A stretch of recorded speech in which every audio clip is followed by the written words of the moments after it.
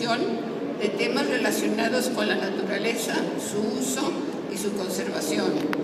En 1981 recibió el premio del International Multi-Imaging Festival y en 1993 fue reconocido en el 53 International Photographic Session of Japan.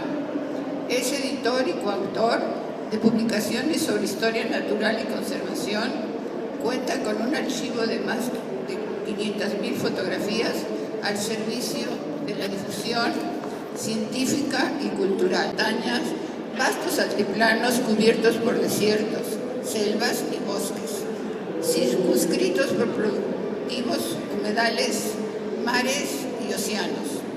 A lo largo del tiempo, este territorio ha sido colonizado por plantas y animales que venían de los climas fríos del norte del continente y que se encontraron con la flora y fauna que provenían del sur. Por ello, México es el único lugar en el planeta donde los pinos y encinos coexisten junto con los cactus y los magueyes. Cada ecosistema es el resultado de 1 millón de años de evolución y esa riqueza biológica es la materia con la que se construyó nuestra cultura y nuestro modo de ver. Vivimos en el centro de origen de una de las culturas agrícolas más valiosas del mundo. En México se ha domesticado más de 100 especies de plantas económicamente importantes y desde aquí se ha dispersado a todo el planeta. Los ingredientes que llegan a nuestras mesas, transformados en sabrosos guisados, renuevan diariamente, de manera cotidiana o festiva, el pacto que existe entre la naturaleza y la cultura. Con ustedes, Fulvio Cárdenas. Estaban flotando sobre las placas tectónicas y se fueron acercando poco a poco. Y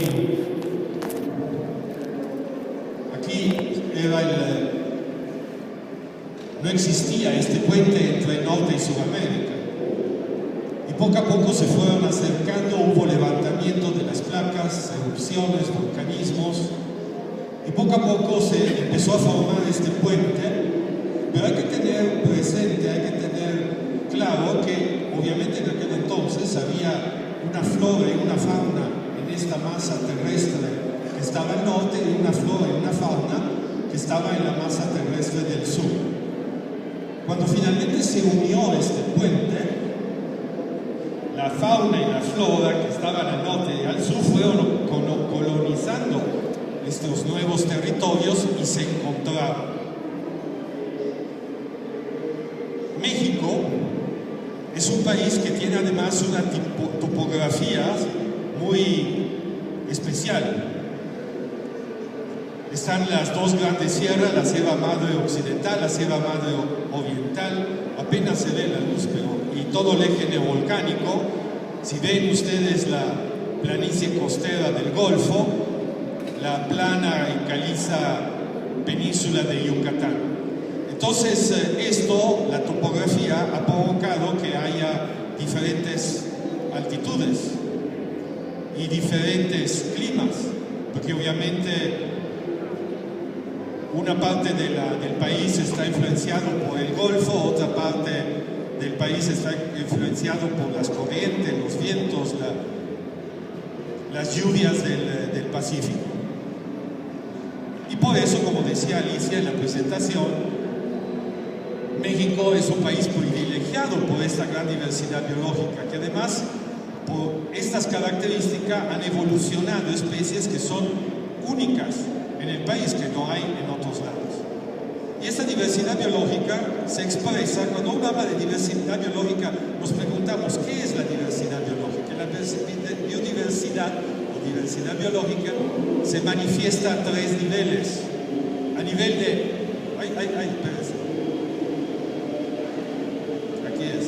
A nivel de ecosistemas, paisajes, los grandes ecosistemas, hay diversidad de ecosistemas. El otro nivel son las especies de plantas y animales que viven en aquel ecosistema. Y el tercer nivel es la diversidad genética. El ejemplo que podemos hacer es el maíz es una especie, pero hay muchas diversidades de maíces, que son las razas. Ahí se expresa la diversidad genética. Entonces, esos son los tres niveles en los cuales se expresa la biodiversidad. Y la otra cosa que mencionaba Alicia es que 15% de las especies de plantas que se consumen como alimento en el mundo tienen su origen en México. Y ahorita vemos un poco, tratamos de describir un poco este fenómeno. El teocintle, ¿conocen el teocintle? Es este antenato, es predecedor,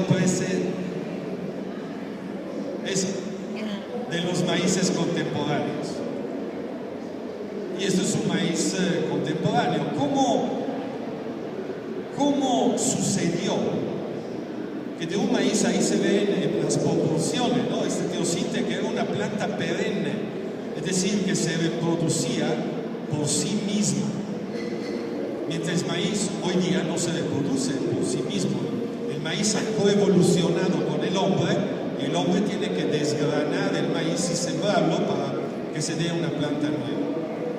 Y de los más antiguos vestigios del teocintle los encontraron en unas cuevas, en varios lugares, pero sobre todo unas en el valle de Tehuacán.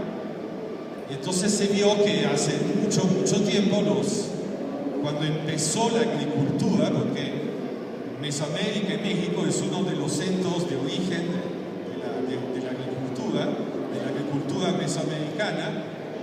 Entonces, ¿qué hacía la gente, ¿no? Que vivía, comía a lo mejor en estas cuevas, etcétera? Iba cosechando este cereal y iba guardando la semilla, lo iba sembrando, porque el concepto del paso de ser recolector y cazador a agricultor y sedentario es el hecho de poder seleccionar lo que vas sembrando y que te sea a ti, te represente para ti una ventaja. ¿Y cuál era la ventaja? La ventaja era cosechar, obviamente, las mazorcas que tenían los granos más grandes. Con el tiempo, con muchas generaciones, tanto de gente como de maíces, el maíz obviamente fue, digamos, de alguna manera seleccionado que cada vez fuese más grande. Y esto además, obviamente, se ha difundido a lo largo de todo el país, en diferentes etapas, en diferentes momentos, y de ahí también se dio una selección de razas de maíces o de variedades de maíces nativas, las llamamos, aunque se menciona mucho lo criollo, realmente son las razas nativas, adaptadas cada una a las condiciones particulares de clima, de suelo, de altura de una región determinada. ¿No? En el istmo, por ejemplo, crece un maíz chiquito que aguanta muy bien los vientos y se cristaliza muy bien y es muy bueno para las tostadas. Pero hay otros maíces que son muy buenos para el pozole, hay otros maíces que son muy buenos para la tortilla. Y obviamente esto ha moldeado también el paisaje. Entonces, el maíz que ha estado presente en todas las culturas y en todos los diferentes entornos, ecosistemas de todo el país, vemos como las pequeñas aldeas de los Tarahumara en el bosque de pino de Chihuahua, con su pequeña campo de maíz, o el maíz también ha definido el paisaje del eje neovolcánico, aquí en las faldas del Nevado de Toluca, o también en el extremo sur del estado de Morelos, en la sierra de Oaxaca. Pero el maíz no es solo el maíz. La agricultura y el nacimiento de la agricultura se dio por una combinación de elementos, una combinación de plantas que se interrelacionan una con la otra y tienen una función adentro de la milpa. En la milpa está el maíz, pero está esta trilogía, esta tríade mágica que ha hecho que se desarrollara la agricultura mesoamericana. Lleva con el frijol. ¿Por qué el frijol? Porque el frijol es una leguminosa y fija nitrógeno en el suelo. Nitrógeno que lo aprovecha el maíz. Entonces hay una ventaja entre una y otra de las plantas, y aquí también a lo largo y ancho de todo el país, y además a nivel alimenticio complementa muy bien el maíz, que es un cereal, y esa es una proteína vegetal. Y junto a ello la calabaza. La calabaza con sus hojas, con su manera de crecer y de expandirse en la milpa, mantiene de alguna forma la humedad del terreno. Entonces, esta triada entre calabaza, frijol y maíz es lo que conocemos como milpa, y esta combinación ha hecho que floreciera la agricultura en Mesoamérica y que florecieran tantas culturas aquí en el país. Las calabazas con toda su diversidad. Y uno de los paisajes característicos, en el cual también ha sido muy importante históricamente en esta combinación de estos cultivos, son las chinampas. Esto es una foto de hace algunos años de las chinampas en el sur de la Ciudad de México, pero podemos imaginar cómo eran las chinampas y cómo cultivaban en Tenochtitlán en aquel entonces sus alimentos. Esta es una representación con los nombres actuales en el Valle de México, y de lo que yo imagino también aquí cultivaban, apenas se ve, pero yo pienso que también cultivaban cerca del centro ceremonial, no solo en la parte sur del valle y del lago.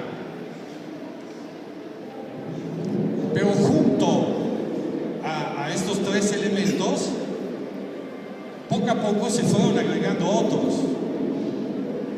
Esta foto, que es de Bob Bay, un amigo, un gran botánico, es una foto de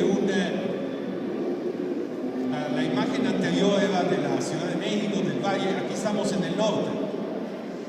Es el chile chiltepín, que es uno de los pocos chiles que se cosecha de manera silvestre todavía y que tiene un valor muy alto en el mercado. Se exporta, parece que vale como $100 al kilo, algo así seco, y con un chapulín ahí comiéndolo porque gusta como fruto. Entonces el chile también se agregó a esta diversidad adentro de la milpa, y hoy día obviamente en México, en toda la cocina mexicana, el picante es muy importante. Hay varias regiones en el país, esta también es de Bob, esta foto, y en el paisaje, sobre todo en las partes del norte, en diferentes regiones, se ven en una época del año grandes extensiones como patios donde se va secando los chiles. Y estos chiles son la gran diversidad que caracterizan la cocina. Esta foto es del mercado de Oaxaca, y si piensas hoy día, hay algunos chiles que diría que son casi en peligro de extinción.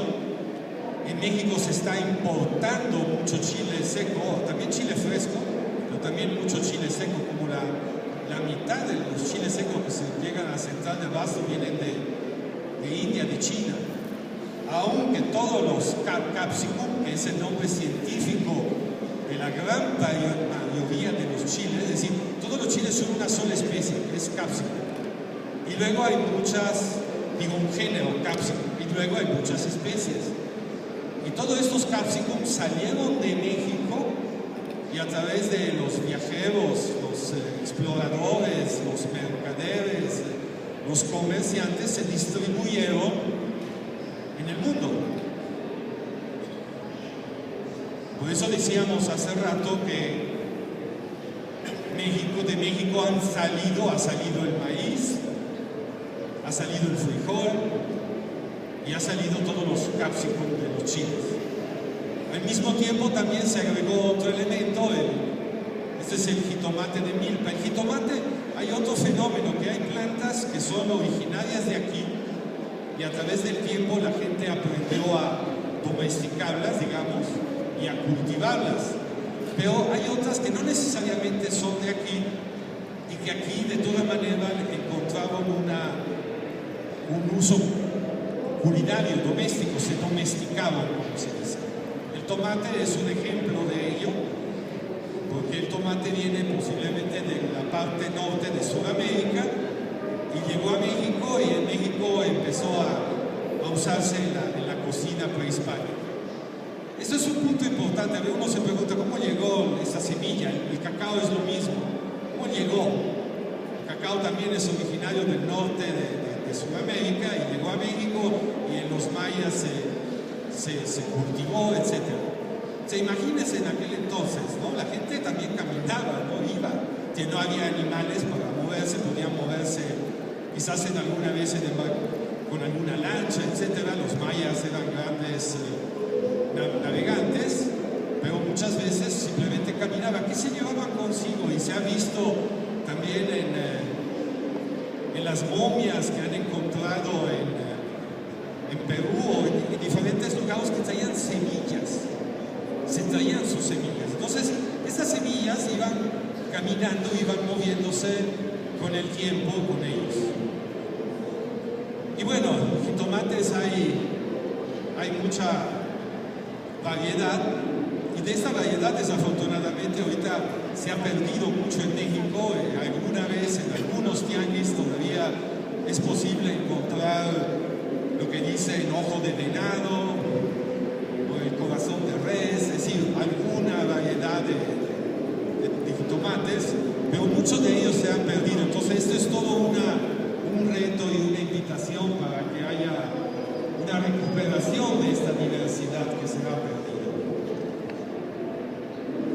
Seguimos en la región Centro México, seguimos en el eje neovolcánico, y junto con estos elementos, con estas plantas, estaba el amaranto. El amaranto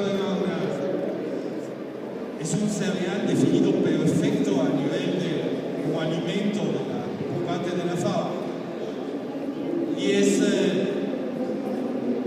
se ha cultivado hace 7.000 años, y hay una historia ahí también muy interesante, pero muy triste, porque en tiempo prehispánico, y cuando llegaron los españoles, hacían como figuras, ídolos de amaranto, y había una serie de ceremonias en la cual compartían el amaranto entre los diferentes participantes en la ceremonia, y esto parecía mucho a la comunión. Entonces fue prohibido. Durante la colonia se prohibió el consumo del amaranto, desapareció de muchos lugares, pero sobrevivió en varias regiones del país. Y hay un rescate del amaranto, no solo porque es importante a nivel de como alimento, sino también porque es parte de la cultura, y hay todo un movimiento y un grupo que daban una conferencia un poco más tarde, hoy en la mañana, de Raúl García Diego. La cooperativa se llama Quali, pero no es solo el trabajo de recuperar una especie, un alimento, es también combinarlo. Recuerden que el amaranto se puede cultivar en todas las condiciones climatológicas, en diferentes latitudes y altitudes. Lo que es interesante es que con este programa de Raúl, que se llama Agua para Siempre, que por cierto ganó iniciativa, la primera versión, la primera de Iniciativa México,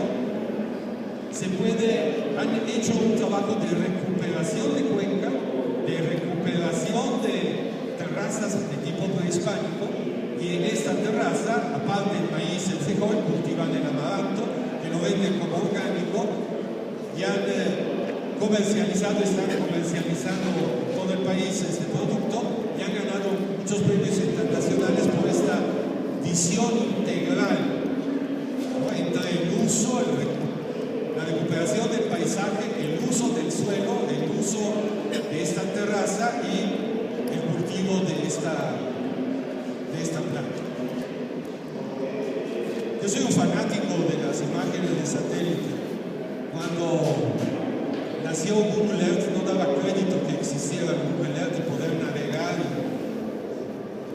Bueno, pero esto es el Valle de Tehuacán, es de toda la sierra de Xochimilco, y ahí está el fondo del Pico de Orizaba. Y en la zona del desierto se entiende por qué es un desierto, porque cuando llega la humedad del Golfo, aquí está el Golfo, cuando llega la humedad choca con estas montañas y se produce este fenómeno que se dice sombra de lluvia, es decir, que impide que la lluvia, la humedad entre más allá de la serranía, y por esto está el desierto de Tehuacán, donde están las cuevas, donde encontramos el maíz ancestral.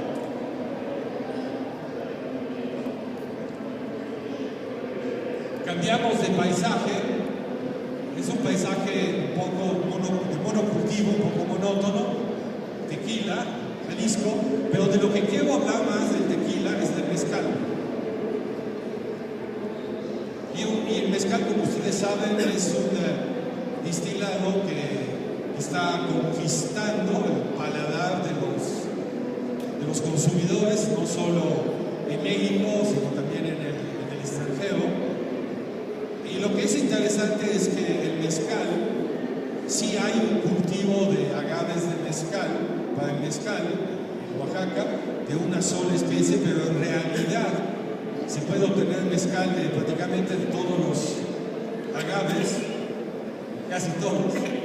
Ahí dice 14 especies de agaves. Y todo eso representa un gran potencial de cómo usar, de cómo distilar diferentes especies, de cómo juntarlas, de cómo combinarlas, cómo hacer un vino. Un vino no nace así de una manera simple. Un vino también representa una unión de diferentes uvas. Y aquí, y ustedes bien saben, hay mezcales que están hechos de diferentes distilados de 3 magueyes diferentes. Y esto obviamente representa al paladar toda una serie de riqueza de sabores que a lo mejor un tequila está filtrado, etcétera, perdió. Yo un poco digo, para mí el tequila es un alcohol, el mezcal es una historia de la tierra que lo produjo, de las plantas que están detrás, y esto uno lo siente tomándolo, probándolo, catándolo. Y esto es me voy a referir a varias cosas que ha hecho la CONABIO. Esto es la CONABIO, la Comisión Nacional para el Conocimiento y Uso de la Biodiversidad. Y esto es uno de los carteles que se ha elaborado, que muestra un poco la distribución de los diferentes magueyes, de algunos de los magueyes. Ahí se mencionan nada más 5. El tequilana es el tequila, los otros son más bien silvestres. Eso es poco para dar esta riqueza que tenemos en el país. Riqueza que estaba reconocida también por la gente de antes, digamos. Esas son en un códice, apenas se ve el enlace de aquí, pero bueno, era como decir, esas son las diferentes especies de magueyes que hay.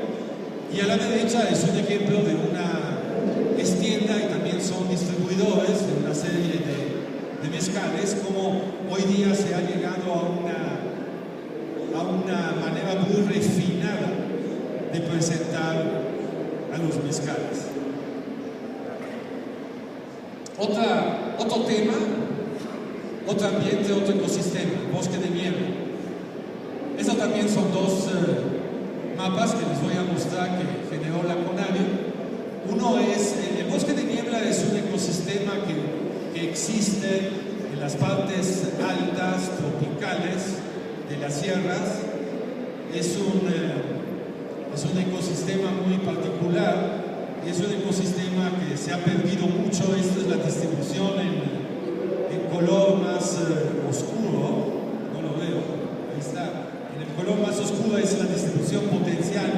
Aquí se ve el número en superficie en kilómetro cuadrado potencial y cuál es la actual y cuál es lo conservado. Es decir, esta es un poco la imagen del actual y sí se ha perdido mucho de esos ecosistemas. Pero ¿a dónde me lleva eso?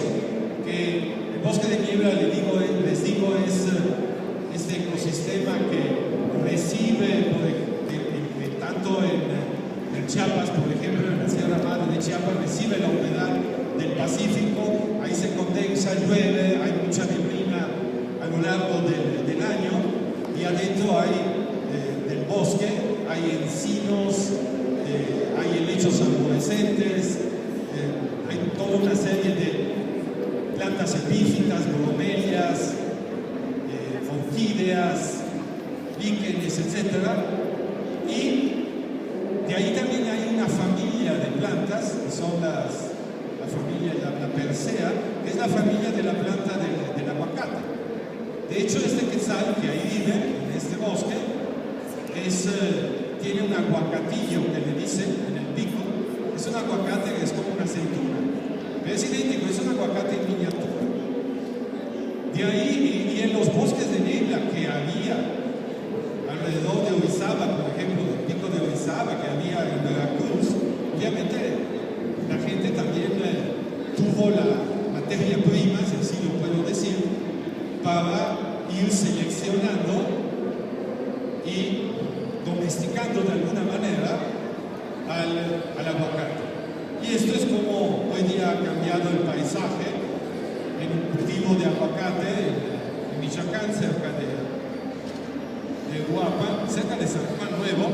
Como ven, el paisaje estamos en el eje neovolcánico, se ven todos los conos volcánicos, y ahí en el centro es un cultivo de aguacate.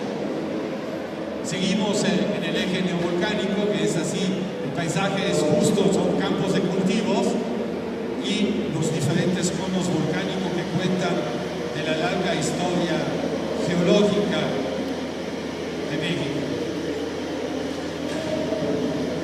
Otra vez un volcán, pero en el sur. Este es el Tacaná. Esta punta es el volcán Tacaná, la frontera con Guatemala. De hecho, esta línea que apenas se ve marca la frontera. Y aquí el paisaje ha sido cambiado, se ha cambiado con un cultivo que económicamente es muy importante en el país, pero que no es de México, que es el café. De hecho, esa, por ejemplo, es una finca cafetalera completamente cultivada café. Y aquí adentro, en ese que se ve como bosquecito, abajo de estos árboles también hay café. Y en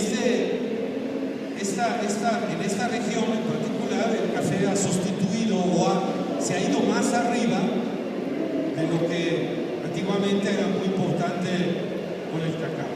Pero ahorita vemos el café primero. Entonces, México es uno entre los primeros 3 países productores de café orgánico certificado, y Chiapas es el primer productor nacional. El café es el commodity agrícola más importante que hay a nivel mundial.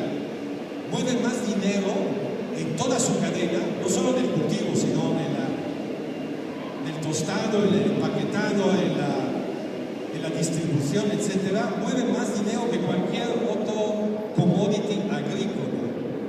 Eso es, estamos hablando que 1.000 millones de personas consumen anualmente entre 8 y 9 millones de toneladas de café. Y el café en México, pero también en todo Mesoamérica, en todo Centroamérica, se produce por pequeños productores. En realidad, a nivel mundial, la producción del café está en manos de pequeños productores que tienen parcelas de 1, 2, 3, 5, 10 hectáreas. Y muchas veces estos productores coinciden en zonas de alta marginación. Y con estas 2 fotos quiero un poco comunicarles un concepto que yo pienso muy importante y que es también importante en la gastronomía. gastronomía y en la definición y caracterización de muchos productos, como el vino, como la champaña. Cuando hablamos de la champaña o del vino, decimos, el terroir, de tal terroir. ¿Qué es el terroir? El terroir es esta interacción, digamos, entre la geología, el suelo, el clima y la cultura de una determinada región. De ahí viene después, que también hoy hablaban de eso, de las denominaciones de origen de los productos. Porque uno cuando habla de champaña, puede decir, la champaña se produce en esta región. Tú no puedes plantar una uva aquí afuera de esta región y decir que es champaña. No, porque ahí tiene una lógica. Tiene una lógica de tipo geográfico y cultural. El geográfico es suelo, clima, etc. En esta imagen es el terroir del café. Otra vez, aquí está el enlace. Aquí en el centro es la milpa. La milpa es frijol, maíz y es la comida para la gente. Pero hablando de la milpa, está el bosque, pero dentro de este bosque está el café de sombra. En esta casa, aquí, vive estas familias. En esas dos imágenes pensamos que se puede sintetizar lo que es el terroir o terruño, también como se dice en español. Entonces, estábamos en la Sierra Madre de Chiapas. Esa es toda la Sierra Madre, Tapachula. Aquí al fondo está Tuxtla. Esta es la costera, la carretera costera, la panamericana. Estos son los manglares de la costa de Chiapas. Otra vez cambio, volcán Santa Marta, Veracruz. Esto es el lago de Catemaco. Aquí está el pueblo de Catemaco. Lo verde más oscuro es lo que queda de selva alta, de selva tropical ahí en la región. Pero bueno, esta imagen, les decía, yo soy un poco fanático de las imágenes de satélite, pero pienso que entender la geografía es un poco tener como el tablero del ajedrez. Cuando uno entiende el tablero del ajedrez puede mover las fichas. Es como percibir el potencial. ¿Qué vocación tiene este territorio? ¿Es mejor tirar la selva y meter vacas o quizás de aquí podría salir la mejor vainilla del mundo? La vainilla, bueno, que no fue domesticada realmente, porque la vainilla siempre fue medio silvestre y los totonacos realmente es una orquídea, es la única orquídea, si podemos decir, comestible. Es el fruto de una orquídea. Y desde el tiempo prehispánico se cultivaba, los totonacos las cultivaban, y hoy día es quizás el aromático más importante, sobre todo en la industria de los alimentos, en particular en la industria de los helados y de las galletas. Y el precio, esto la tomé hace años, esta foto, cuando el precio estaba muy alto, llegó en un momento que costaba $480 al kilo. El año siguiente cayó a 50. ¿Por qué? Me dirán, porque los productores de África, de muchos países, entraron en guerra civil. Luego llegó en un momento dado que Borneo empezó a producir mucha vainilla, la metió en el mercado, se desplomó el precio. En fin, pero cuando era muy caro, los productores tenían gente armada para proteger a su cultivo de vainilla para que no se la robaran en la noche.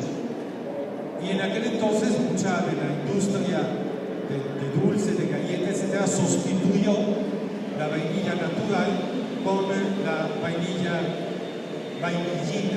Es un derivado, es un producto del proceso del trabajo de la celulosa, del pino, es una molécula.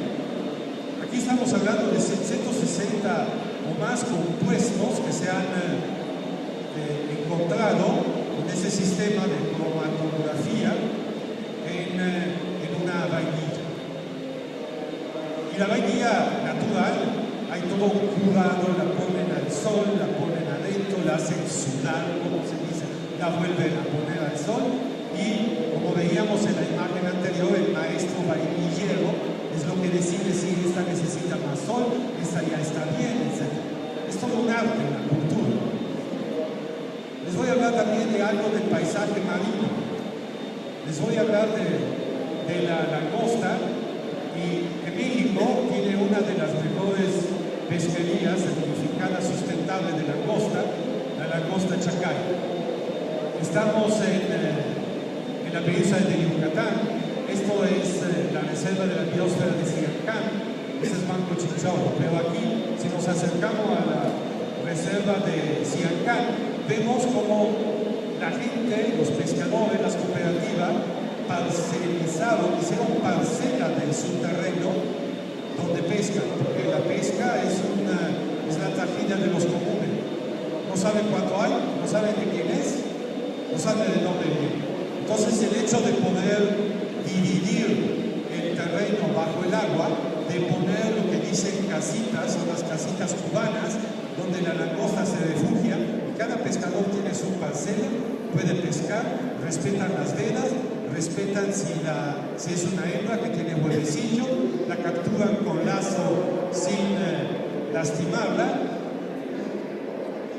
y el excepcional nivel de organización de esta cooperativa ha hecho que esta pesquería fuese sustentable y certificada a nivel internacional.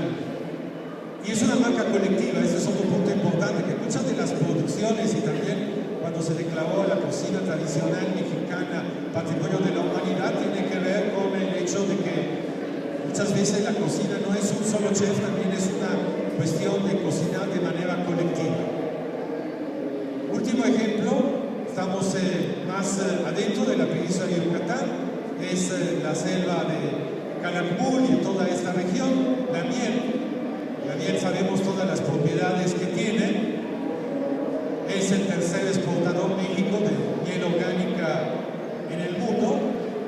Otra vez un cartel que generó la Conavio, donde se ve la diversidad de mieles. Y esta diversidad de mieles viene de la floración de 40 diferentes especies de plantas, y que esto responde a una demanda del mercado que no pide tanto mieles multiflorales, sino pide mieles de una sola floración, porque tiene un sabor característico cada miel que viene de una sola floración. Y con todo esto, la Conavio del 2003 hizo esta cena, organizó esta cena en Cancún, en la que se llamaba Historias para Cenar, en la cual presentaba los diferentes ingredientes, los diferentes platillos, contando la historia de dónde venían, cómo eran, con su diversidad, con su variedad. ¿Qué está pasando hoy día? Tenemos un vacío muy grande en cuanto a la posibilidad de acceder en el mercado a la diversidad de maíces. Es muy difícil comprar, si uno no va en un pueblo, en una familia, en tianguis, a comprar una tortilla de un buen maíz nativo. Y también todo su grupo de gente en Oaxaca que es una tortillería de un gran amigo llamado Ramírez, están tratando de rescatar y de proporcionar, mostrar, dar al público la diversidad de maíces. Y por otro lado, a nivel de chefs, los chefs que aparecen también, esta foto la tomé del video que está corriendo ahí, los chefs contemporáneos reconocidos a nivel internacional están usando esta gran diversidad para crear sus platillos. Y en algunos menús, eso está tomado del menú de Pablo, dice también de dónde viene, quién la produjo, etcétera, en este caso la trucha. Entonces los chefs presentan en su menú platillos elaborados con ingredientes de origen y producidos muchas veces de manera sostenible. Pero la pregunta que queremos hacerlo, quiero ponerla aquí al auditorio, es de dónde viene, quién y cómo produce lo que consumimos. Y a lo mejor no tenemos una respuesta a eso. Y por eso ahorita, en un esfuerzo colectivo entre varias instituciones, estamos creando esta plataforma. Ahorita nada más hay un landing page que se llama conecto.mx, que es una comunidad de comercio entre productores, distribuidores y consumidores responsables, porque todo está relacionado. Muchas gracias.